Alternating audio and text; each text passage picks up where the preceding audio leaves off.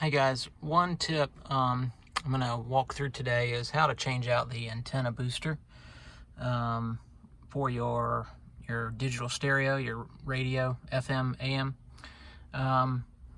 You'll see that I've taken out the whole back seat. That wasn't the only reason why I took out the back seat. I'm trying to get the headrests out, and so I can get rid of that remaining Windows tint.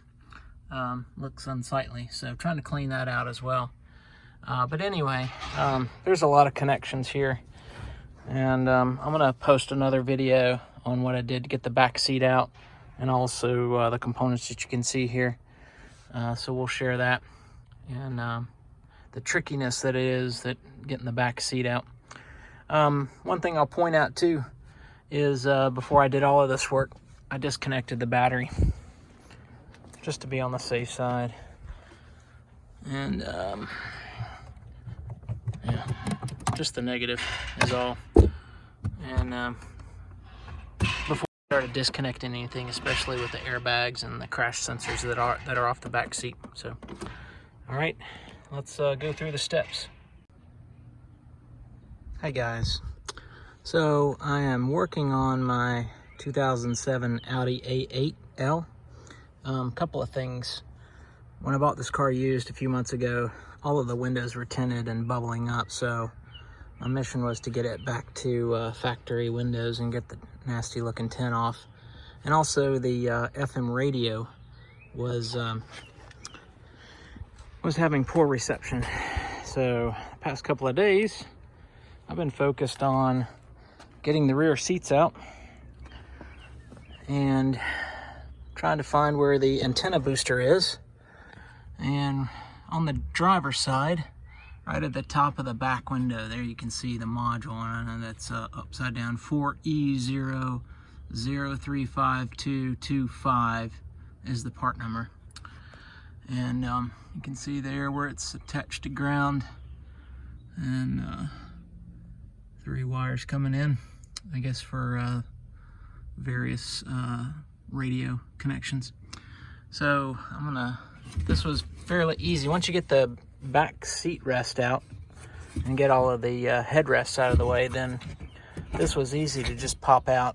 I just pulled from the back side of the windshield, just gently, little short pops, and came right down. And now you can see where that device is. So I'm gonna try to turn the car on, hear the spotty radio, and we'll go from there. All right, I've turned the car on, and you can see the radio stations that are grayed out. Those are the ones that the system doesn't have a strong enough signal.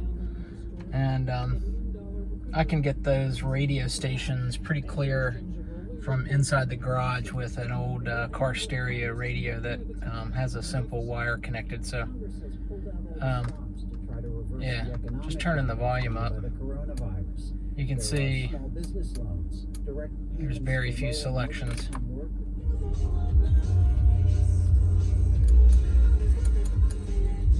So I'm gonna, there we go.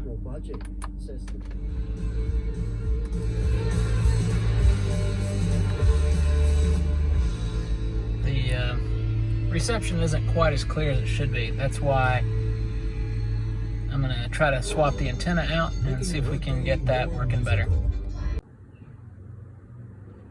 All right, so I got the old one out, sitting on my lap here. I should turn them upside down so you can see the lettering. One on the bottom is the one that I pulled out, and the one on top is the one I'm gonna put back in. And just trying to check to see if there's any loose connections, as to see why it wasn't picking up radio stations as effectively as it should.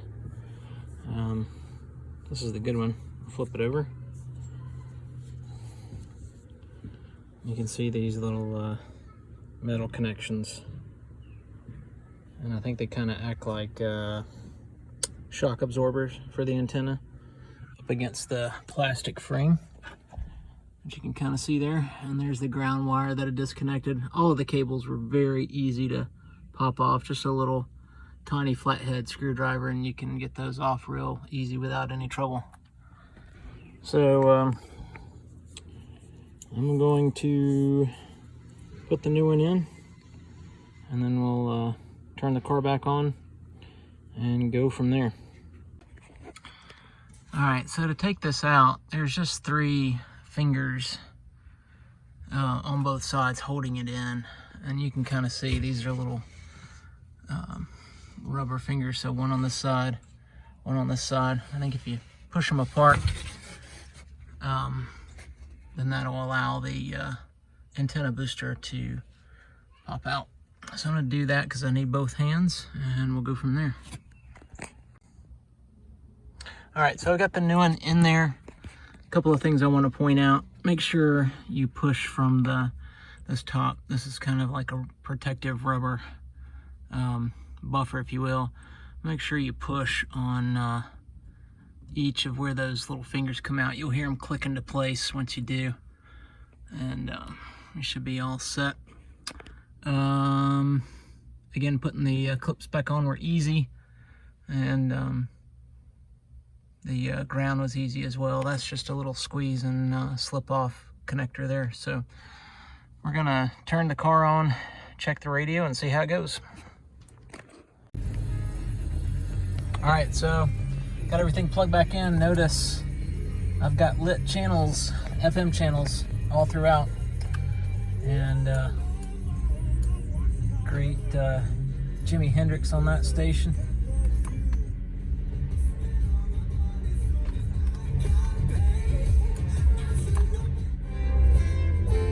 NPR. National site. Good rock station. Local ESPN. ncsu.edu. All the other channels. Didn't even know I had. Just the antenna booster was the issue. Nothing on there apparently. Star FM. Let's see what's on there.